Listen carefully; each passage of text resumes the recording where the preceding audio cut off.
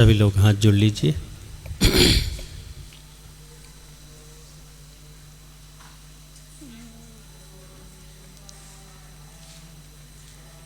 ओम नमः सिद्धेभ्यः।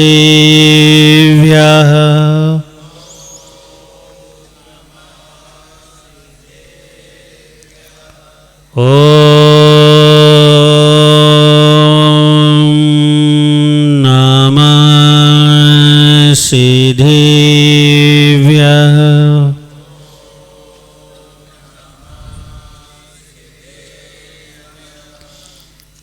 ओम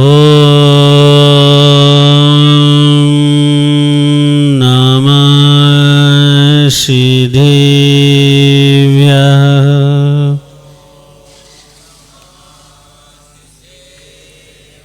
जय बोले अंतानंद सिद्ध परमेष्ठी भगवान की। जय बोले आदि ब्रह्मा आदिनाथ भगवान की। जय बोले 1080 चिंतामणि पासनाथ भगवान की। जय बोले 1080 वांश पूज्य भगवान की। जय बोले गुरुदेव आचार्य श्री विराग सगत जी महाराज जी की। जय बोले उत्तम अकिंचन धर्म की।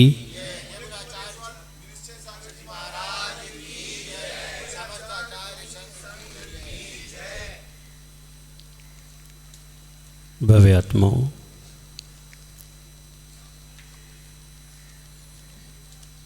फांस तनक सी तन में साले, चाहे लगोटी की दुख वाले। कवि ने बहुत सोच समझ के शब्द दिए हैं। चाह यानी इच्छाएं, और ये तो आपको अनुभव है। ऐसा कोई भी क्षण नहीं होता जब इच्छा उत्पन्न न होती हो। कोई भी क्षण ऐसा नहीं है।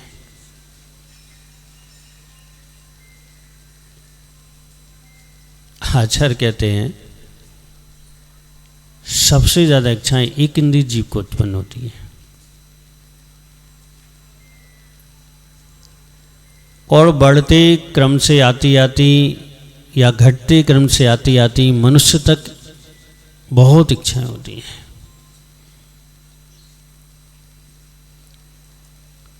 और इच्छाएं अगर न्यायपूर्वक हों कोई परेशानी नहीं,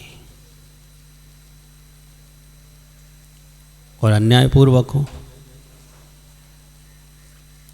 और आप ये देखेंगे कि हमेशा इच्छाएं अन्यायपूर्वक ही उत्पन्न होती हैं। किसी भी विषय में देख लीजिए आप, जो नहीं मिल सकता,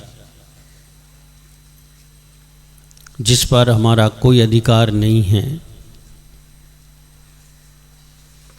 उस संबंध में इच्छाएं उत्पन्न होगी। जो हाथ में है और जिस पर हमारा अधिकार है, उस ओर से इच्छाएं कम हो जाएंगी। कैसी विचित्रता है ये।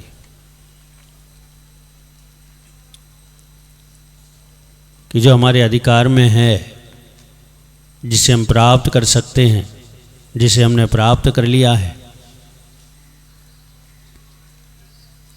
उस संबंध में इच्छा नहीं है। और जो हमें प्राप्त नहीं हुआ है, उस संभावित प्राप्त नहीं हो सकेगा, उसके प्रति ज्यादा ज्यादा ज्यादा से ज्यादा इच्छाएं हैं।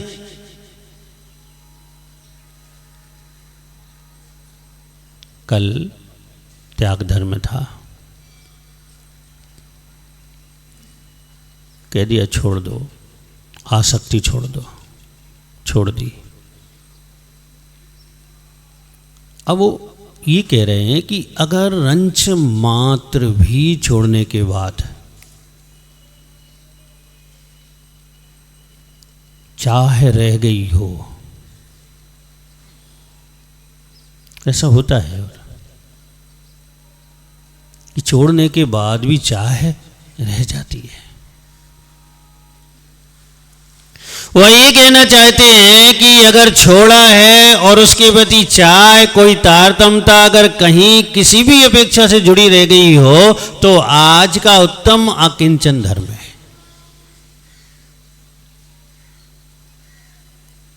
किंचित भी तिल तुस मात शब्द दिया। तिल जानते हो,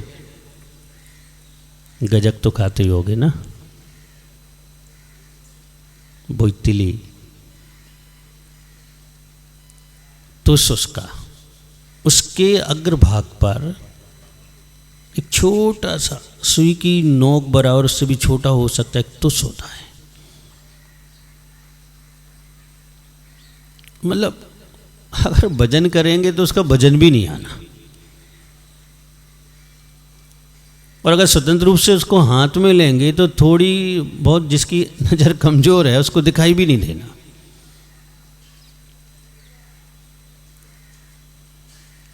मतलब क्या है? ऐसा उदाहरण दे रहे हैं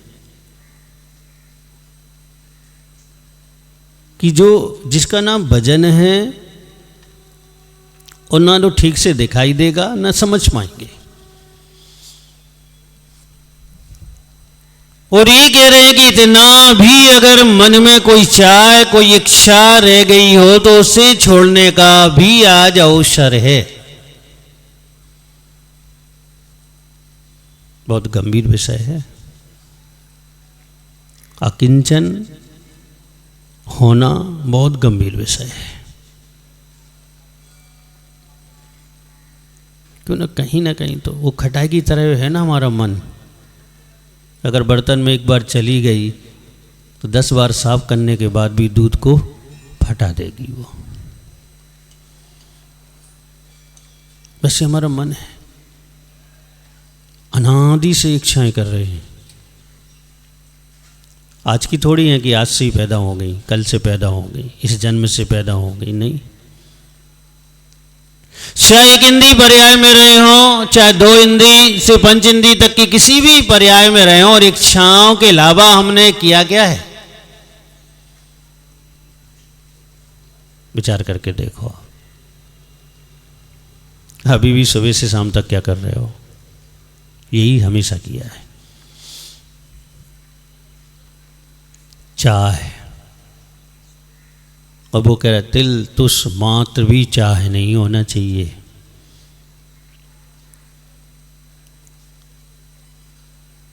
और अगर चाह रखना ही है तो वो कह रहे धर्म में ध्यान पूर्वक चाह रखो। परिग्रह संबंधी चाह मत रखो। परिग्रह चिंता दुख ही भाले।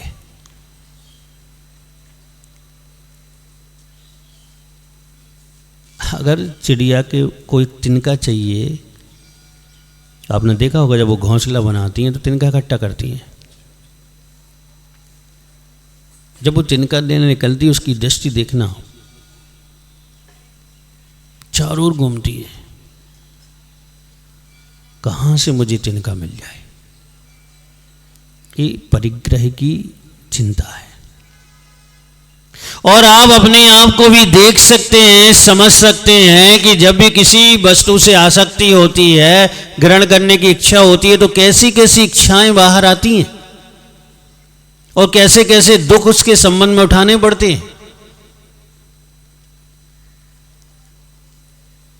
उत्तम आकिंचन।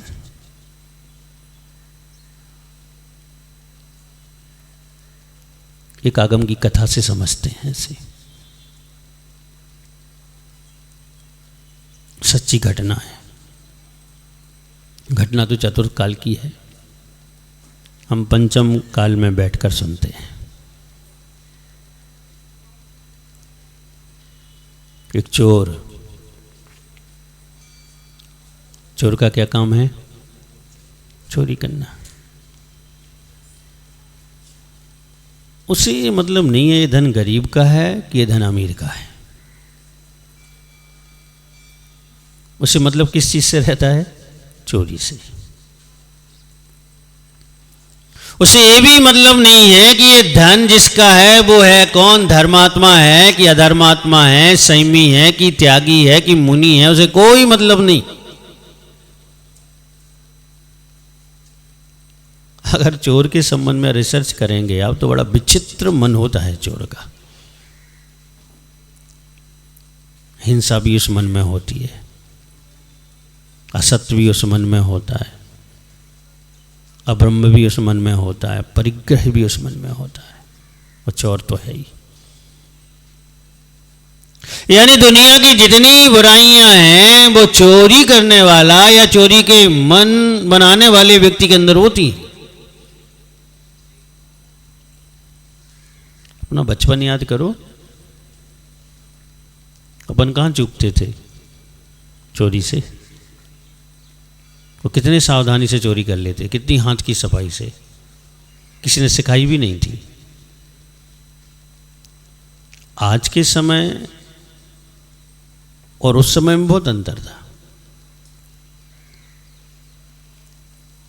अब एक बच्चा होता है, सब कुछ उसी के लिए है, तो अब उसको चोरी की ज़रूरत नहीं पड़ती, छिपाने की ज़रूरत जरूर पड़ती है, चोरी की नहीं पड़ती। और पहले लाइन लगी होती थी तो किस की पूर्ति करेंगे, तो बच्चे क्या करते थे, चोरी भी करते थे। और ये तो पेशावर चोर है, इसका व्यापार है, इसका बिजनेस है चोर करना। तो एक दिन निकला चोरी करने को,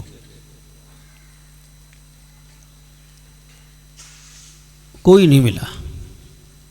जंगल के रास्तों में बैठते थे, जंगल से यात्री निकलते थे पैदल, घुड़सवार, बैलगाड़ी पर, कोई नहीं मिला उस दिन।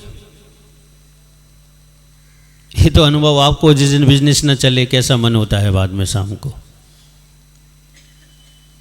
ये तो सबको अनुभव है। उसका ही मन खराब था, सुबह से शाम हो गई, धूप में बैठे हैं, घूम रहे हैं, यहाँ से वहाँ दृष्टि डाल रहे हैं, पेड़ पर चढ़ रहे हैं, वहाँ से देख रहे हैं कोई आ रहा है, कोई आ रहा है, कोई आ रहा है, और शाम कोई आए, निकला ही नहीं उस रास्ते से।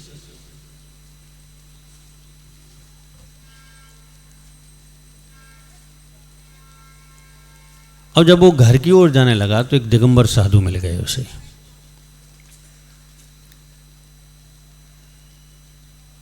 कौन मिल गए?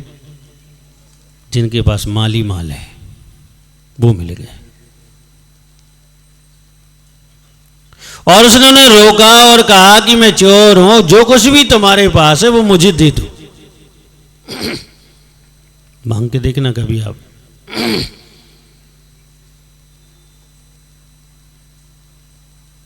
अमन, मांग के देखना मुझसे, आपके पास है वो दे दो, पीछे कमंडल दे दूंगा। जो है वही तो दे सकता है ना, वो जिसके पास जो है वो वही दे सकता है, और जिसके पास जो नहीं है वो कैसे दे देगा? दे ही नहीं सकता।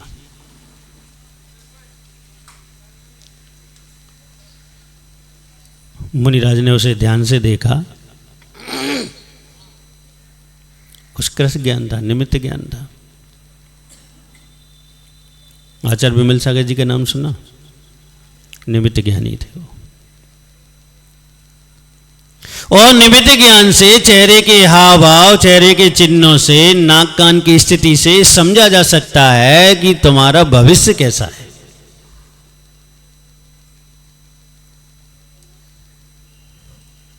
और मुनिराज एक सेकंड में समझ गए, भव्य है, निकट भव्य है, इसी भाव से सुलझने वाला है, मोक्ष से जाने वाला जीव है, उसी भाव से। फंसा कहाँ है? व्यसनों में, चोरी में। और ऐसे जीव के लिए समय देना समय की बर्बादी नहीं है। उसने पकड़ लिया, जोर से हाथ पकड़ ली, दोनों हाथ पकड़ लिए उसने। मुनिराज ने कहा,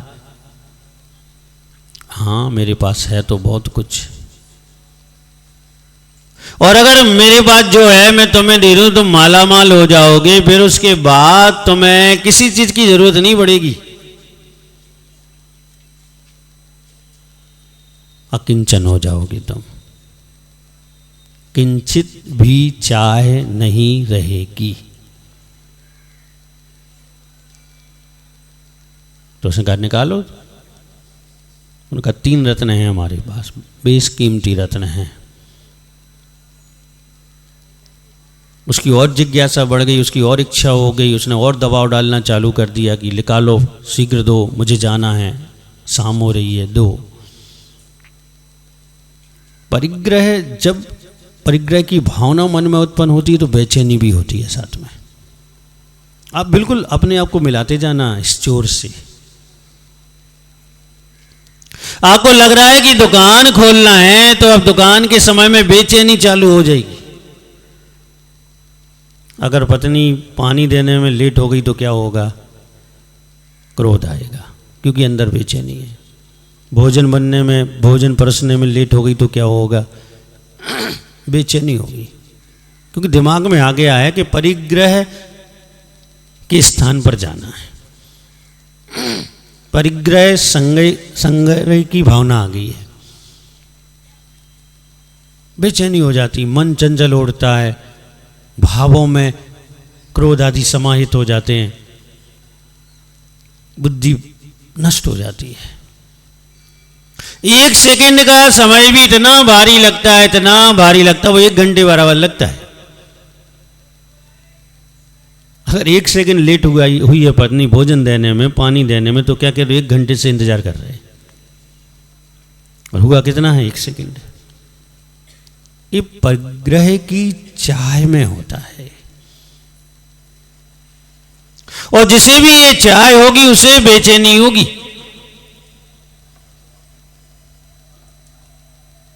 लोग कहते हैं नींद नहीं आती। क्यों नहीं आती भैया? उसकी जड़ पे पहुंचो। तो जब पहुंचते पहुंचते पहुंचते पहुंचोगे तो परिग्रह सामने आ जाएगा। बोले डिप्रेशन में क्यों है भैया? डॉक्टर पहुंचते पहुंचते, बात करते करते करते वहां तक पहुंच ही जाता है जहां पर परिग्रह का विकल्प होता है।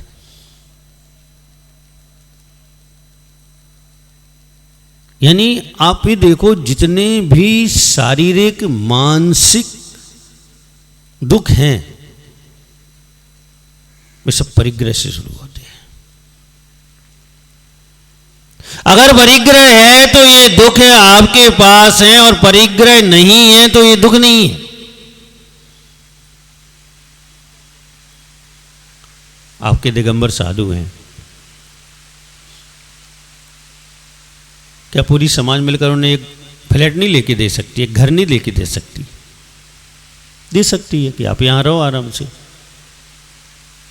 यहाँ बिलगछिया में इतनी बड़ी जगह है, कहीं भी एक फ्लैट बना दो कि आप आराम से ही रहो। लोग ये सोचते हैं कि ये जैन समाज कैसी है कि अपने साधुओं के लिए स्थायी आवास नहीं बना पा रही है, घूमते ही रहते हैं, घूमते ही रहते हैं। क्यों?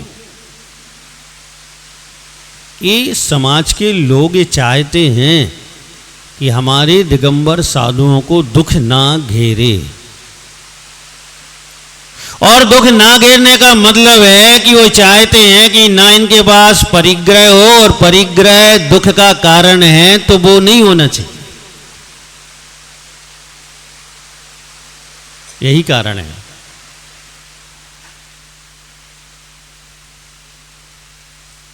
बहुत बरसों की बात है, हम लोग ललितपुर में थे, मैं तो उस समय ब्रह्मचारी अवस्था में था, तो किसी की संग में स्वास्थ्य ठीक नहीं था, तो एक ब्राह्मण वैद्य थे, उनके पास ग्वालियर हम लोग औषधि लेने गए। तो हम 2 ब्रह्मचारी थे, बातचीत चल रही थी, तो बता रहे थे कि भाई उन्होंने जांच वगैरह देखी कि ये औषधि है, और औषधि को दिन में 3 बार लेना पड़ेगा। तो हम लोगों ने कहा कि ऐसा नहीं हो सकता, साधु हैं, एक ही बार ले सकते हैं। तो बोला तुम्हारी समाज को हो क्या गया है, धीरे धीरे क्यों मार रही है, एक बार गला दबवा दो पूरी समाज से मिलके। बात हम लोगों को तो अच्छी नहीं लगी, लेकिन सामने वाले को समझाना जरूरी था। उस समय नॉलेज तो कम था, अनुभव कम था, ज्ञान भी कम था, प्रारंभिक अवस्था थी, लेकिन फिर भी जब उनसे औषधि ले ली उसके बाद बात की। नीति ये कहती है पहले काम निकालो फिर समझाने बैठो। अगर पहले समझा दिया तो काम नहीं बनेगा। नीति स्पष्ट है। जब औषधि हाथ में आ गई तो मैंने कहा कि वैद्य जी अब आपसे बात करनी है हमें। अभी आपने कहा था कि समाज से कहो कि एक साथ, हमने कहा बैठो आप 2 मिनट सुनो हमारी समाज हमारे लिए क्या करती है। और जब उन्हें बताया तो वो भी आश्चर्यचकित रह गए कि ऐसे संतों को, ऐसे साधुओं को, ऐसे व्यक्तियों को संभालना सब समाज के बस की बात नहीं है।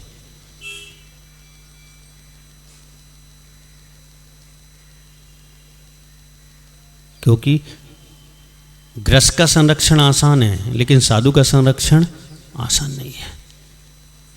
किसी ग्रस्त की सेवा करना आसान है, लेकिन साधु की सेवा करना आसान बिल्कुल भी नहीं है। और ये दिगंबर समाज ही करवाती है। ऐसा नहीं है कि अन्य समाजों में संत नहीं होते, लेकिन वही वृत्ति का प्रकरण कहीं नहीं होता, आहारदान का प्रकरण कहीं नहीं होता, गमना गमन में सहयोग का प्रकरण कहीं भी नहीं होता, औषधि दान का प्रकरण कहीं नहीं होता। आप देख लीजिए सभी संतों की परिचर्या को देख लीजिए आप। ये प्रकरण आपको कहाँ मिलेगा? सिर्फ दिगंबर साधु और दिगंबर समाज के बीच मिलेगा। क्योंकि सबको ये पता है कि यहां जो है वो कहीं नहीं है। यहां से जो मिलेगा वह वो लाभ देगा जो अध्यात्म होगा, वो लाभ देगा जो आत्मी होगा, वह लाभ देगा जो अंतस चेतना का आनंद होगा।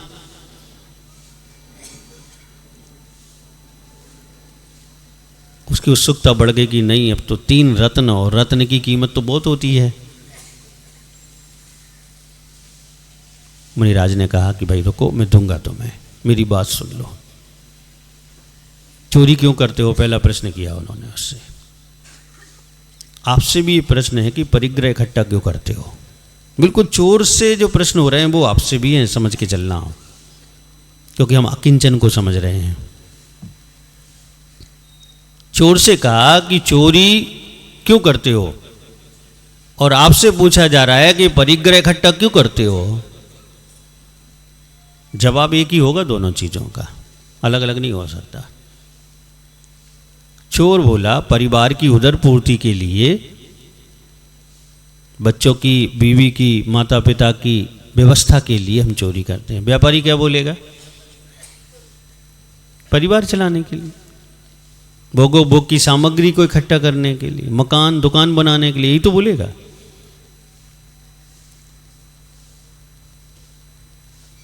कुछ कहा ठीक है।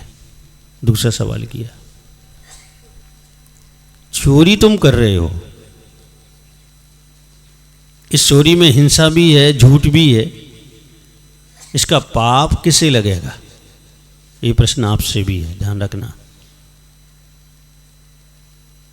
कि अगर आप व्यापार कर रहे हो, परिग्रह इकट्ठा कर रहे हो, उसमें छल कपट मायाचारी आदि का प्रयोग हो रहा है, तो उस धन अर्जन में पूरा परिवार का पालन पोषण चल रहा है, लेकिन उसका पाप का भागीदार कौन होगा? विचारनीय विषय है। चोर से भी यही पूछा गया कि चोरी कर रहे हो, इसका भागीदार कौन होगा इस पाप का। ऐसा नहीं है कि व्यापार में हिंसा नहीं होती, औद्योगिक हिंसा होती है। ऐसा नहीं है व्यापार में असत्य का प्रयोग नहीं होता, होता है। ऐसा नहीं है व्यापार में चोरी नहीं होती, होती है। टैक्स की चोरी तो होती है। तो यही प्रश्न दोनों से है, एक साथ है कि इसका फल कौन भोगेगा।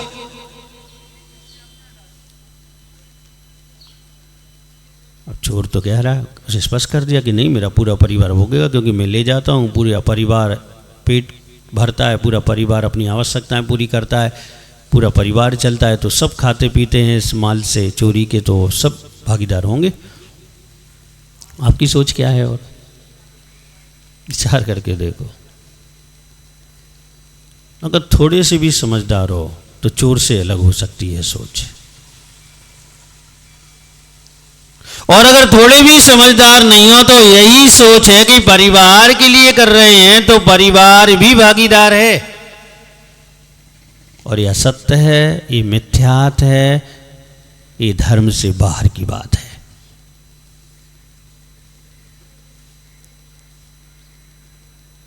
भव्य आत्माओं, डर का पिंजरा बहुत खराब होता है। डर के पिंजरे से बाहर आना पड़ता है, तब जाके ये समझ में आता है कि नहीं, जो मैं करूंगा उसका फल मैं ही भोगूंगा। और अगर डर बैठा है कि परिवार भूखा मरेगा, परिवार की व्यवस्थाएं ठीक नहीं होंगी, ये अगर दिमाग में भरा हुआ है, डर भरा हुआ है, इस पिंजड़े में आप बैठे हुए हो, तो इसका मतलब है कि आप विपरीत ही सोचोगे। किसने कह दिया कि परिवार आप चला रहे हो? जीतू भैया, जाग जाओ। किसने कह दिया आपसे कि परिवार आप चला रहे हो? तीर्थंकर भगवान ने कहा? ये तो किसने कहा? कि साधु संत ने कहा? कहा किसने आपसे कि परिवार आप चला रहे हो? और जिसने कहा वो झूठ कह दिया।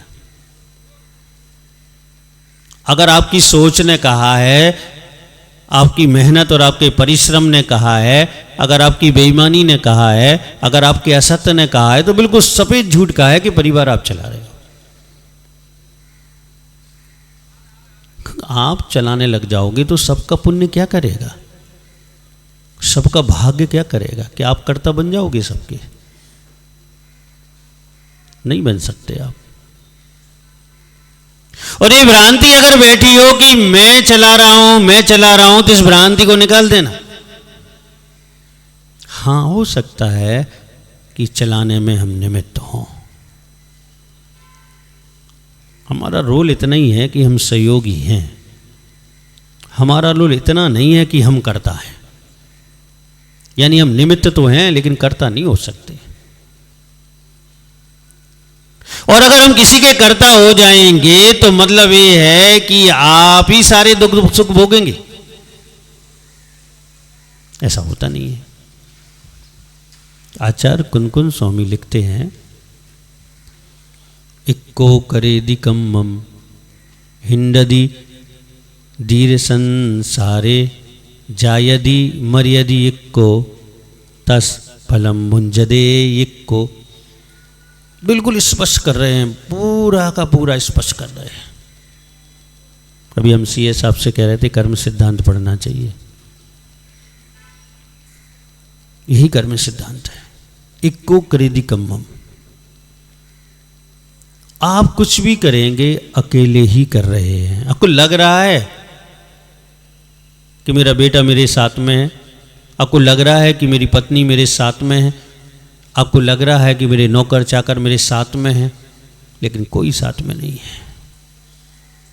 व्यापार की भावना आपकी है, बेईमानी की भावना आपकी है, छल कपट की भावना आपकी है, तो सिर्फ आप ही कर्म कर रहे हैं, दूसरा नहीं कर रहा है। लेकिन क्या करें, भ्रांति पली है दिमाग में। हम कर्ता बन गए, मैं करता हूं, मैं करता हूं, मैं नहीं करता तो ये होता, मैं नहीं करता तो ये होता। कुछ नहीं होता। बाप के रहते भी बेटा भिखारी बन जाता है, और बाप के नहीं रहते भी बेटा कलेक्टर बन जाता है। करता कौन था? जैनत्व, जैन सिद्धांत बिल्कुल स्पष्ट है, कोई लाग लपेट नहीं है।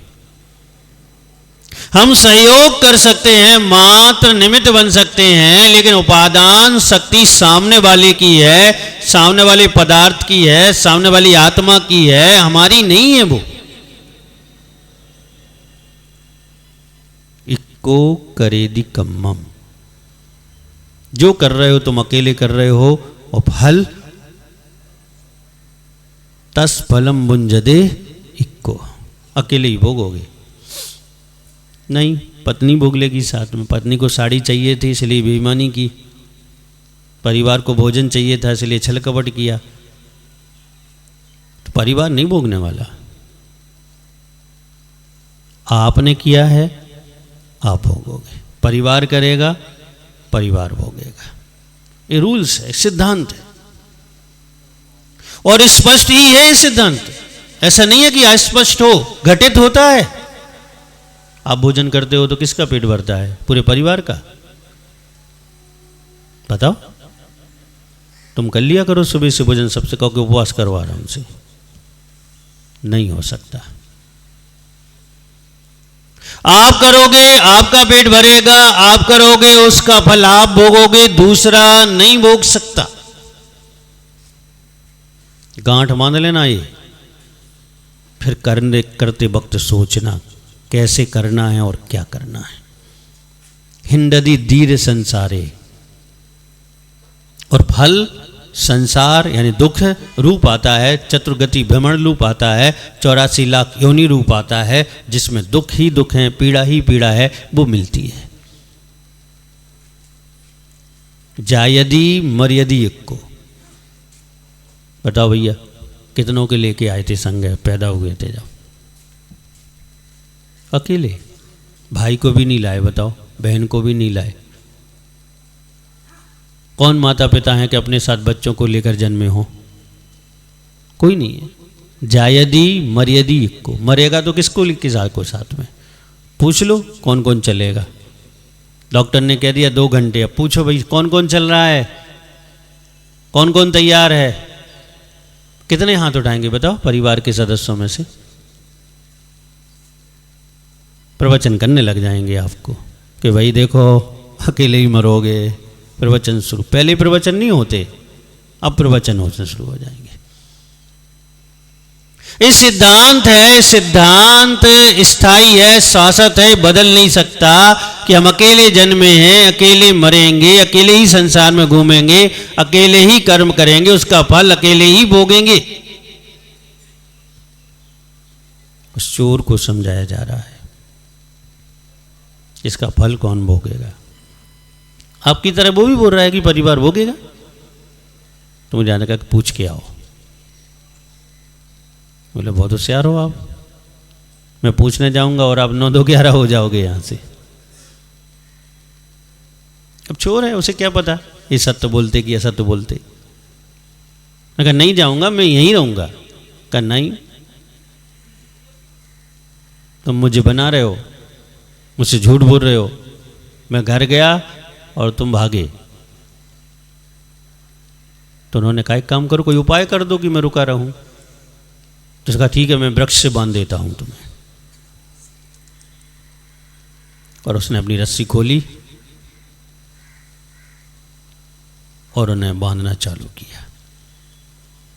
अब 2 चीजें सामने हैं, अकिंचन का फल, अकिंचन की भावनाएं, और किंचन का फल, किंचन की भावनाएं, परिग्रह, परिग्रह की भावनाएं, निष्परिग्रह, निष्परिग्रह की भावनाएं प्रकट होंगी। चोर बांध रहा है, किसको बांध रहा है?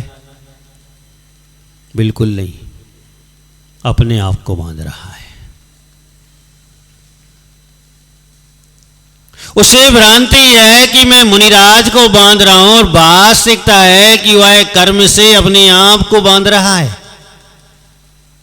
परिग्रह दुख ही वाले,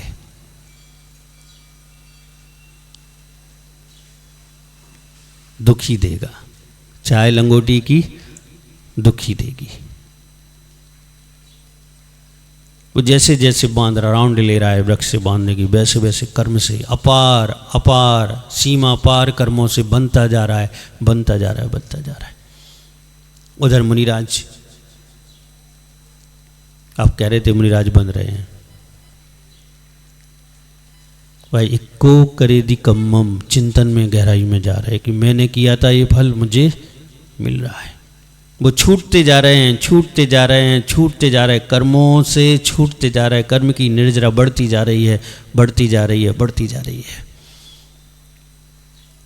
वह विशुद्धि बढ़ा रहे हैं चिंतन के द्वारा कि मैंने कभी किसी को बांधा होगा, मैंने कभी किसी को बांधने का उपक्रम किया होगा, भाव बनाया होगा, जिसका फल आज है कि ये चोर मुझे बांध रहा है। वह आलम्बन ले रहे धर्म का, वह आलम्बन ले रहे आत्मा का, चिंतन कर रहे सिद्धांत का, तो उनको छूटते चले जा रहे, कर्मों की निर्जरा हो रही है, कर्मों की निर्जरा की गति बढ़ती चली जा रही है। और दुनिया क्या कहेगी, चोर बांध रहा है और मुनिराज बंध रहे हैं, जबकि उल्टा हो रहा है, चोर बंध रहा है और मुनिराज खुल रहे हैं। अकिंचन का फल है, उत्तम अकिंचन का फल है।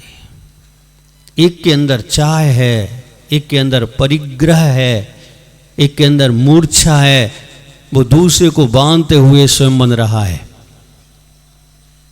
और एक के अंदर आकिंचन है, परिग्रह नहीं है, चाह नहीं है, तो बंधते हुए भी खुल रहा है। ये आकिंचन है, उत्तम आकिंचन है। भावे आत्माओं, ईमानदारी जब हमारे अंदर आती है, ईमानदारी के लिए व्यापार में नहीं चाहिए, ध्यान रखना, ईमानदारी धर्म में भी चाहिए। ये अभिषेक कर रहे हो, क्या आप ईमानदारी से कर पाते हो? अगर आप ईमानदारी से अभिषेक करोगे तो आप खुलोगे, कर्म की निर्जरा अवश्य होगी।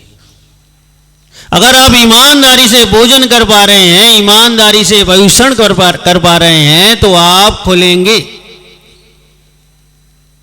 इतना ही सरूल है खुलने का, कर्म की निर्जरा का इतना ही सरूल से, कि जो करने बैठे हैं, जो धर्म ध्यान करने बैठे हैं, वो ईमानदारी से आपके द्वारा हो। कभी निरीक्षण ही नहीं किया हमने, तो कभी सोचा ही नहीं कि यहां भी ईमानदारी चाहिए। हम तो ये सोचते थे कि व्यापार में ईमानदारी चाहिए, नहीं, यहां भी ईमानदारी चाहिए। कोई भी धर्म की क्रिया है तो वहां ईमानदारी अनिवार्य है। निरीक्षण जरूरी है कि ये क्रिया हमने की है, इसमें भाव था कि नहीं था, और भाव था तो कैसा भाव था।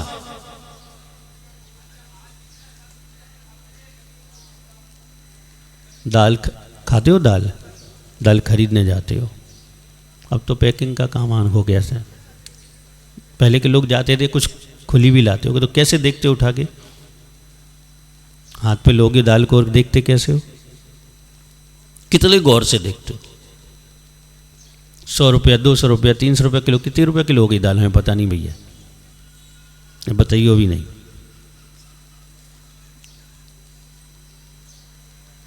माने आज के समय में 300 रुपया किलो भी है तो कुछ नहीं है, करोड़ों की अरबों की बातें चल रही हैं, फिर भी कैसे देखते हो आप उसे? निरीक्षण, एकाग्र दृष्टि से निरीक्षण होता है वहां।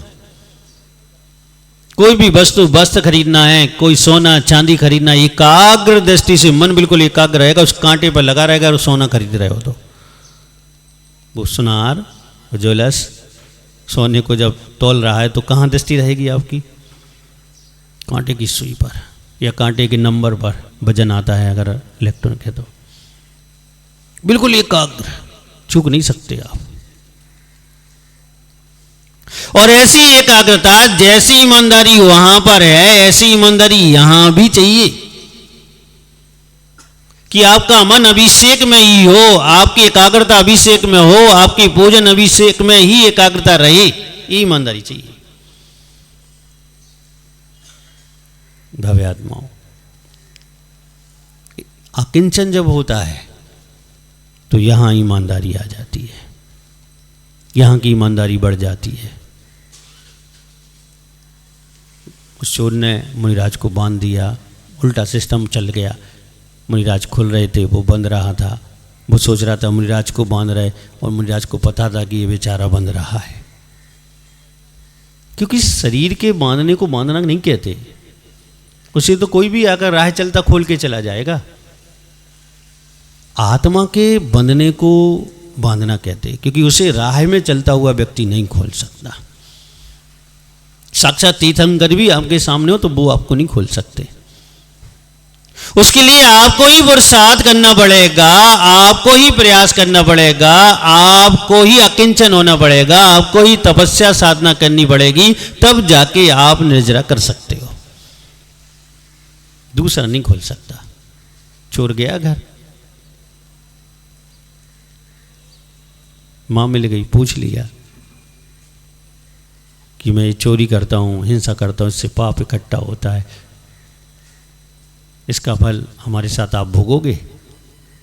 माँ है, झूठ कैसे बोल दे बच्चे से? तो नहीं बेटा, ऐसा होता नहीं है। जो करता है वही हिम्मत होनी चाहिए आपके अंदर भी। अपने बेटे से आप कह लो, आपका बेटा आपसे कह दे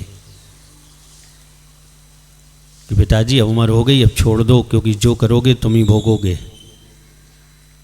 आप बेटे को समझा दो कि बेटा ध्यान से करना जो करना, वरना जो तुम करोगे तुम भोगोगे। ताकत चाहिए। अगर आत्म प्रदेशों में धर्म बसा है, जिनवाणी बसी है, गुरु बसे हैं, तो ये ताकत आ जाएगी। और परिवार के सदस्यों को सावधान करते रहोगे, बताते रहोगे, ध्यान से करो जो करना है, क्योंकि तुम बंधोगे, तुम फल भोगोगे, तुम्हें दुख होगा और किसी को नहीं होगा। ये ताकत चाहिए। और ये ताकत आती है धर्म से, स्वाध्याय से, उपदेशों से, देव सद्गुरु की संगति से ताकत आती है। पिता से पूछा, और जवाब तो सबका एक ही रहना है, क्योंकि अगर हम किसी को चाहते हैं, चाहे वो परिवार का सदस्य हो और चाहे परिवार के बाहर का सदस्य हो, तो हमारा काम क्या है उसके प्रति? अगर हम उसे चाह रहे हैं, उससे धर्मानुराग है, राग है, तो हमें क्या चाहना चाहिए? हमें उसका कल्याण चाहना चाहिए। मित्रता का मतलब ये नहीं होता कि हम उससे धन दौलत चाहने लग जाएं। मित्रता का ये नहीं होता कि भाई बीमार में इसमें औषधि आदि करने लग जाएं। ठीक है, ये करो, लेकिन मित्रता का ये भी अर्थ होता है कि आप उससे सही मार्ग दिखाएं, धर्म का मार्ग दिखाएं, आत्म कल्याण का मार्ग उससे बताएं। ये सच्ची मित्रता का अर्थ है। पूरे परिवार ने स्पष्ट कर दिया कि कोई साथ नहीं देगा तुम्हारे इन पापों में, तुम इसके कर्ता हो तो तुम ही इसके भोगता भी तुम ही होगे। आंखें खुल गई उसकी, दिमाग खराब हो गया उसका, पैरों के नीचे जमीन खिसक गई उसकी। इतने वर्षों से इतनी हिंसा, इतनी चोरी, इतना मांस भक्षण, इतने व्यसन सेवन कर लिए, इतना सारा पाप इकट्ठा कर लिया। कल्पना के बाहर बात हो गई, सोच के बाहर हो गई कि ये फल मिलेगा तो मेरी क्या दुर्दशा होगी, मेरी क्या हाल होगा। स्वाध्याय इसी चीज को कहते हैं कि पढ़ने के बाद ये बात समझ में आ जाए। उसका स्वाध्याय हो गया। मुनिराज के उपाय से, मुनिराज के कारण उसका स्वाध्याय हो गया। समझ में आ गया उसे कि मैं गलत कर रहा हूं, ये मैं ठीक नहीं कर रहा हूं। भागा भागा आया मुनिराज के पास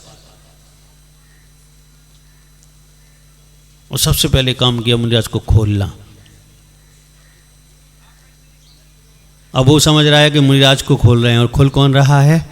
वो खुलना चालू हो गया। बड़ी विचित्र कर्म सिद्धांत, बड़ा विचित्र है। ये समझ में आ गया तो सारी दुनिया समझ में आ जाती है, सारी दुनिया के खेल समझ में आ जाते हैं कि कैसे खेल हैं दुनिया के। अब वो सोच रहा है, खुशी मना रहा है कि मुझे समझ में आ गया, मैं मुनिराज को खोल रहा हूं, लेकिन वास्तविकता है कि मुनिराज के साथ साथ वो भी खुल रहा है। अब दोनों समान हो गए, वहां मुनिराज खुल रहे हैं और यहां वो चोर खुल रहा है। दोनों की कर्मनिर्जा चालू है। अकिंचन भाव है। मुनिराज के भाव में अकिंचन था, चोर के भाव में भी अकिंचन आ गया। और उसने चरणों में गिर कर सीधा निवेदन किया कि मुझे आप जैसा बनाओ। जो आप समझाना चाहते थे मैं समझ गया। और उसी जगह, उसी स्थान पर, उसी समय वो निर्गंथ बन गया और साधना में ऐसा तल्लीन हुआ, अकिंचन होता गया, अकिंचन, उत्तम अकिंचन होकर सिद्ध अवस्था को प्राप्त कर लिया। भव्य आत्माओं, यह अकिंचन धर्म है। किंचित भी चाहे नहीं होना। मैं मानता हूं कि आप ग्रस्त हैं, आपका मन चाहे से रहित नहीं हो सकता, बिल्कुल पक्की बात है। लेकिन ग्रस्तों का अकिंचन भी विचित्र है। वो कहते अनावश्यक से अकिंचित हो जाओ। ये तय कर लो, एक फार्मूला बना लो, एक लिस्ट बना लो, तैयार कर लो एक महीनों की, हम क्या क्या हमें जरूरत नहीं है, पहले उनकी इच्छाएं खत्म कर दो। देख लो, अगर मान लो कोई व्यक्ति ऐसा है कि भारत से बाहर नहीं जा सकता, अर्थ की कमी हो या कोई काम ना हो, कुछ भी कारण हो सकता है, तो वो अकिंचन हो जाए कि मैं भारत से बाहर कभी नहीं जाऊंगा। कहीं से तो चाह खत्म करे। और जब वो संकल्पित हो जाएगा तो एक चाह उसकी कम हो जाएगी कि मुझे भारत से बाहर जाना है। कितनी अनावश्यक चीजें हैं जो आप नहीं कर पाएंगे, फिर भी चाय यहां है, छोड़ दो उन्हें, हमें कर ही नहीं पाना है। ऐसा कोई कलकत्ता में कि उसने अपने जीवन में 1000 मकान बना लिए हो। अगर 1000 करोड़ की संपत्ति का मालक है तो उसके पास भी 1000 मकान नहीं होंगे। प्रॉपर्टी कितनी महंगी हो सकती है, लेकिन 1000 मकान नहीं होंगे उसके पास। अनावश्यक एक मर्यादा तो बांध लो, 10, 20, 25, 50, 100, उसके बाद तो अकिंचन हो जाओ। गृहस्थ जीवन में थोड़ा थोड़ा छोड़कर, थोड़ी थोड़ी चाह कम करके धीरे धीरे अकिंचन हुआ जा सकता है। भव्य आत्माओं, आनंद बहुत है अकिंचन में, बहुत आनंद है। अकिंचन नहीं है तो दुख बहुत है, परिग्रह में दुख बहुत है। चाहिए तो थोड़ा सा है, इच्छा बहुत बड़ी है।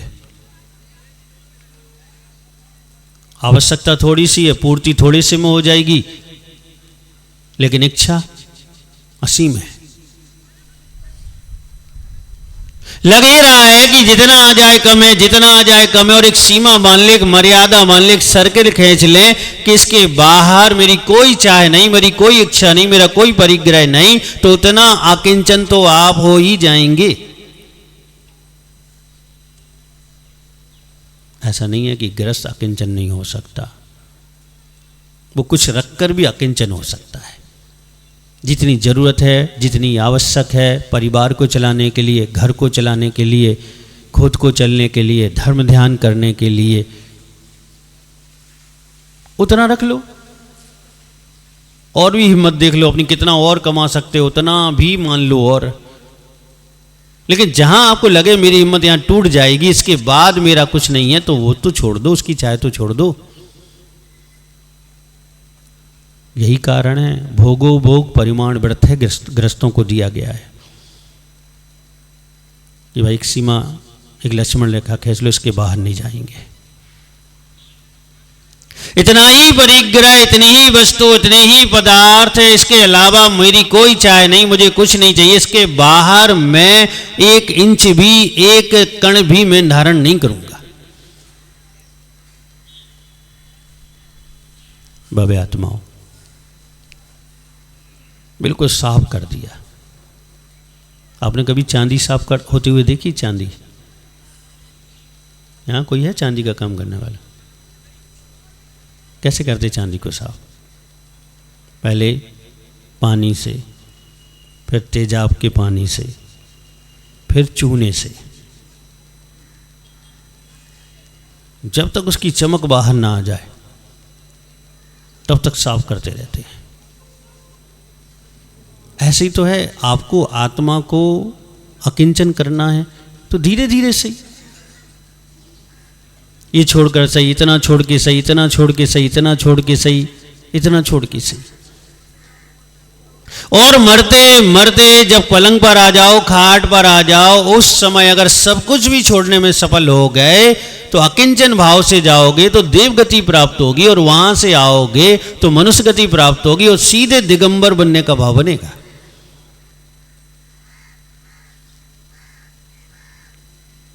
लास्ट सेकंड है आज,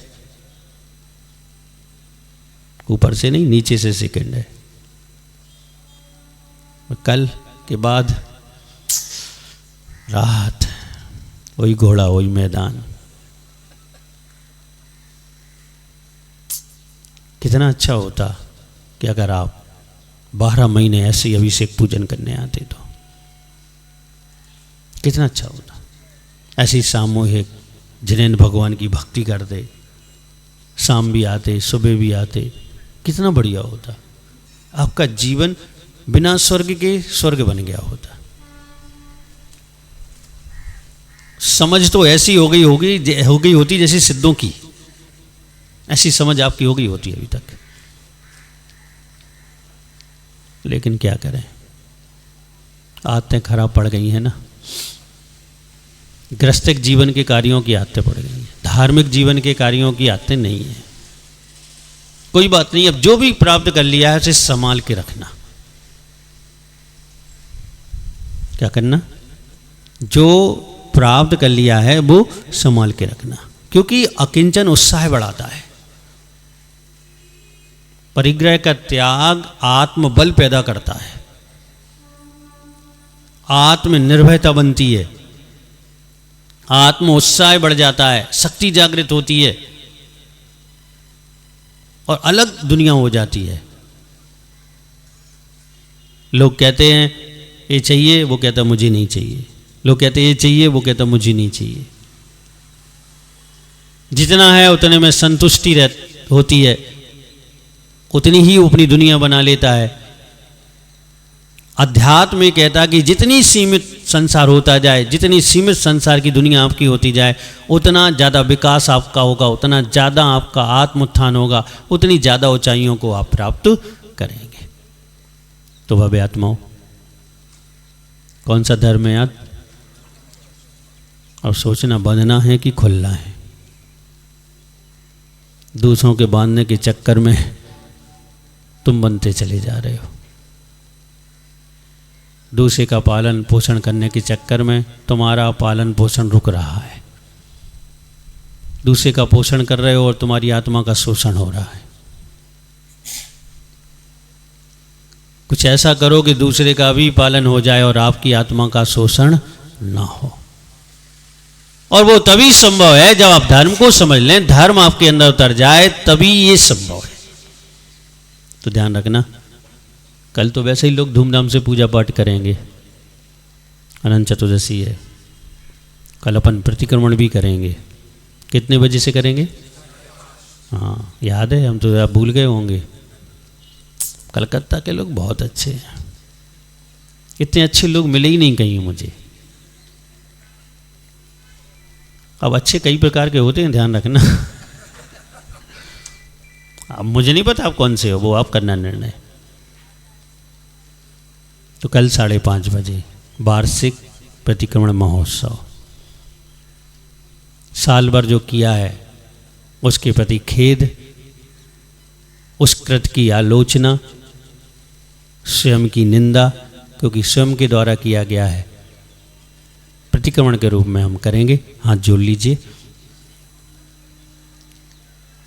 ओम ह्रीमरम श्री उत्तम आकिंचन धर्मंगाय नमः।